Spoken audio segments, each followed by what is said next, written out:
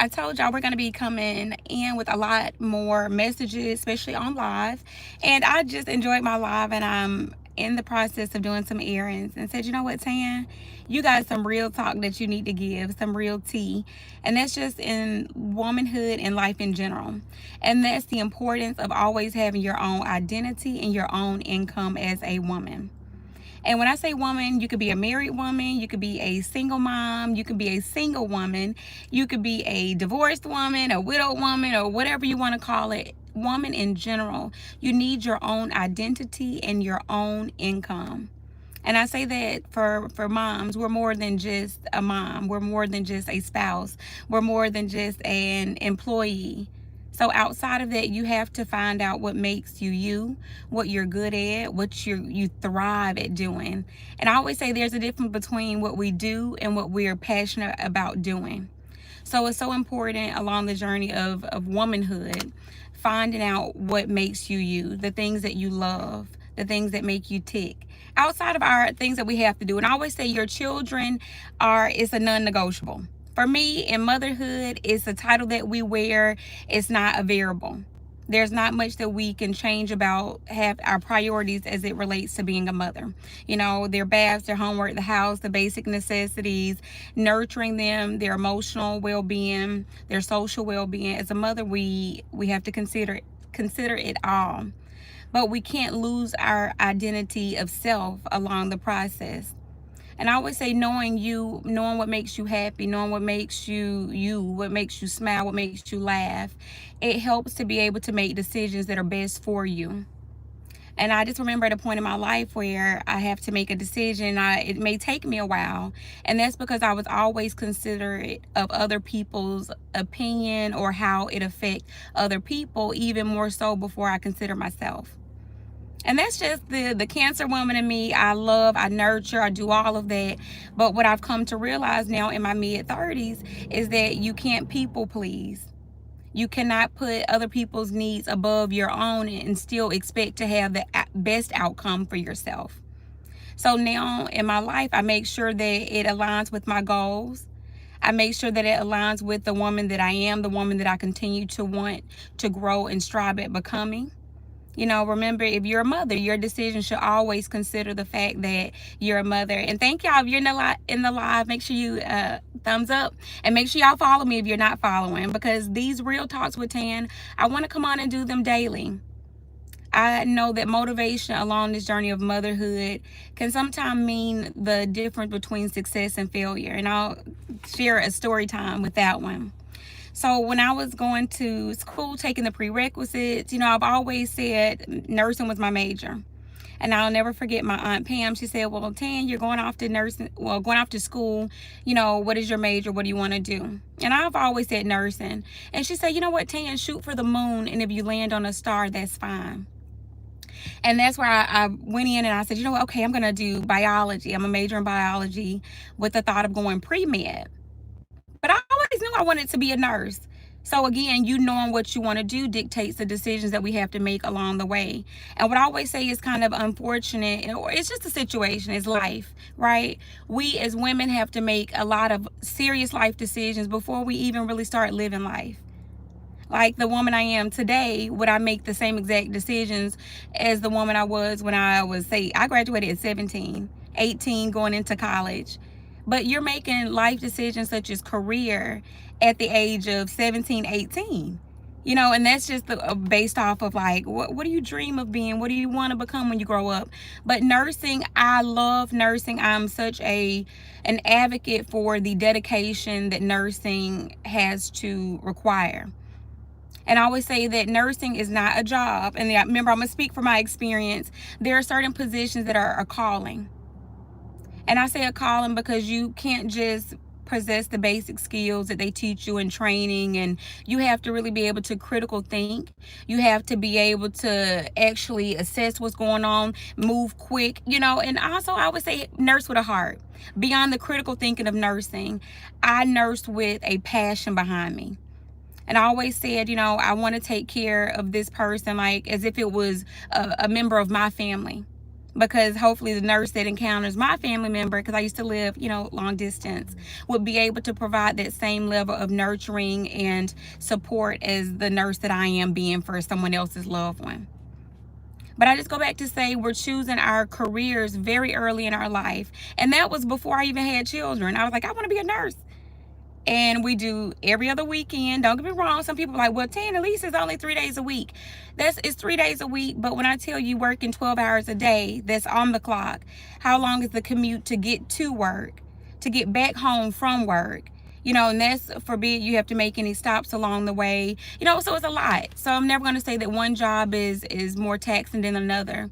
Everything is kind of a sacrifice, and we got to make it work.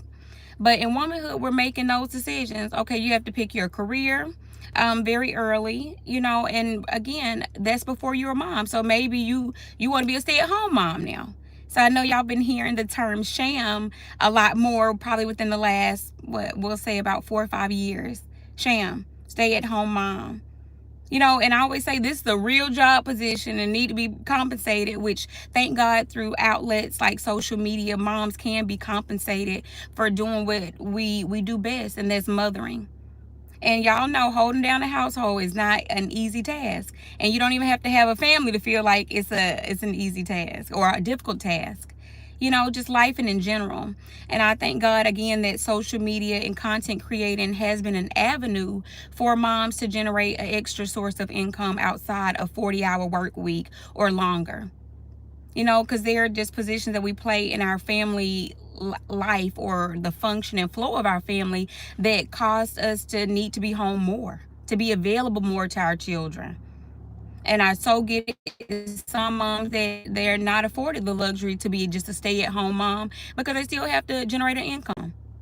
And that kind of goes back to the second message or part of the message, and is have your own identity, who you want to be, what's the woman you're continuing to evolve into, so you can make decisions to make sure they align with that goal, that journey that you're taking. If you have children along the way, does it align with, your children's schedule? Are you available to meet your children's needs? And I have chills as I say that your children need to be rooted in everything that we do, even needing our time and our space, because we know we have children. So we have those hard boundaries. We'll be like, you're going to bed, so you can have that mom time. So I'm more about balance and routine, just to keep structure and balance in our lives in general. We have so much going on in today's time, in the world that we're living in, that it's easy to be off balance. Too much social media, too much eating out, too much of this, sleeping too late. It's so easy to be off balance.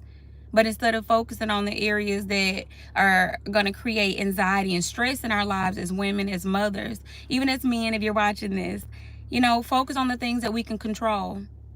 Release the things that we cannot.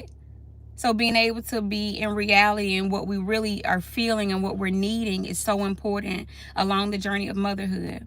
Being in tune with self, even more so than someone outside of yourself. And I'm not considering our kids, because remember, I always say our children are non-negotiable. We have to consider what they're thinking. I always say the critical thinking with motherhood never stops. I'm like, okay, they're not eating. Why are they not really eating all their food? How was their day? What was their emotion like? We're always critical thinking along the journey of motherhood. And that's what keeps us on our toes, and it will keep us at our best, right? We always do our best. There's not a such thing as perfect mothering. Now, you can say, you know what, I'm doing my best. But I think what most moms can say is like, maybe I'm not doing all that I can. Did I set aside 10 minutes just to read? And I always say, moms, if you're like a working mom, work from home, social media, sometimes your presence is just as effective as you trying to find the words or trying to figure out the problem that you may not know. But when I tell you social media, everything's at the tip of our fingers. So as much as we can go get the tea here or that there and just keep track of other things, be just as passionate about the way forward.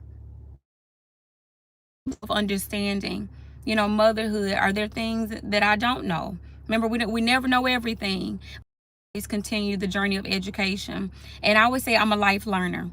And that's what kind of led me into my love for biology and history. I love learning new things. So I don't look at it as a challenge. Or some people, let's just admit, you like, I don't want to put the extra effort in. But when it comes to your children, you should always be a life learner. And I always say it's not about a whole lot of effort. Just you, even if you're on the phone and you're in the same room as your child, them even seeing you look up mom's at practice. No, if I'm working on my phone, I'm physically at that practice, I'm first of all, keep it down as much as I can, do things before. It's all about planning. But when my child look back, they're going to see me making eye contact. So just being intentional about at least being present in the moment. But when we get up in the morning, if we're rushing our kids through the morning routine, which it may not even be a routine, it may be just get up, school, and it's a hectic morning, are you setting your children off with positive energy and good intention for them to go to school and actually learn? So I always say that importance of energy in the morning and setting their day off to a good start is crucial. It's crucial to the day that our children have. Because I know we've had mornings where moms are not perfect. Where we did rush. We had to cut corners because we were trying to rush. We overslept, things like that. Did we really set the tone for them? Do the kids feel the rush? Did they leave on the bus or out of the car and it wasn't really the best smile?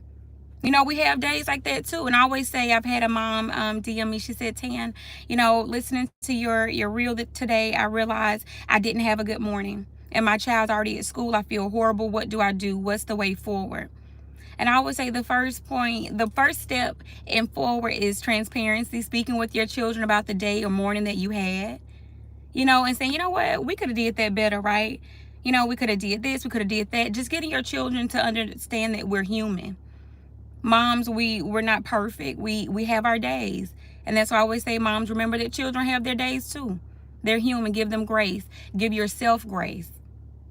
There's always a way forward, but it's all starting with our mindset. And that's why I always say, choosing to look at our glass half full rather than half empty is a starting point. Remember, the energy and the mindset that we're in is going to influence the decisions that we make. But going back to our jobs and back to our income, whether you're a single mom, whether you are a stay-at-home mom, whether you're married in life survival. So imagine water, for instance. Imagine saying, have the water. So without it, we're going to die of thirst. We're going to be dehydrated and that's over. That's the only source of water. You always should have access to that vital source or resource. And if it's money, you should always be trying to get your own in whatever way it is. If that's a side hustle that makes your time a little bit more flexible because that fit your